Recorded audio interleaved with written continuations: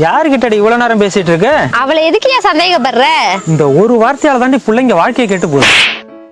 நம்ம கோழிக்கு வெள்ளை கழிச்சுல வந்தா காப்பாத்த முடியுமா? கஷ்டம்தான். அப்ப என்ன பண்ணணும்? வர்றதுக்கு முன்னாடி தடுப்பு மருந்து கொடுக்கணும். அப்படிதான் பிள்ளைங்க வாழ்க்கை. இப்ப கண்டிக்காம விட்டா பின்னாடி புலம்பி ஒரு பிரயோஜனமும் இல்ல. அப்பா எது கூட எதடா சேர்க்கிற? அப்ப எங்களுக்கெல்லாம் பிரைவசியே கிடையாது சித்தப்பா. அது நம்ம தப்பு பண்றதுக்கு மட்டும் பிரைவசி யூஸ் பண்றீங்க. விடியா ஏதாவது பண்ணிக்க போறா. இதான் பிரச்சனை. இந்த பயம் உனக்கு வரக்கூடாது. நம்மளால அப்பா அம்மாவுக்கு ஏதாவது ஆயிடுமோன்னு இதுக்கு வரணும். சாரி சித்தப்பா, இனிமே கரெக்டா இருக்கேன். இங்க பாருடி, பிள்ளைங்க ரொம்ப நேரம் போன் பேசுனா யாருகிட்ட பேசுனங்கிற கேள்வி வரணும். இந்த 2ஆம் கட்ட வயசுல பிள்ளைங்களுக்கு பாசத்தை காட்டுறதை விட பக்குவப்படுத்தணும். ஏன்னா ஒவ்வொரு பிள்ளைங்களோட எதிர்காலமும் சம்பாதிச்சு போடுற அப்பா கையில இல்ல, சமைச்சு போடுற அம்மா கையில இருக்கு.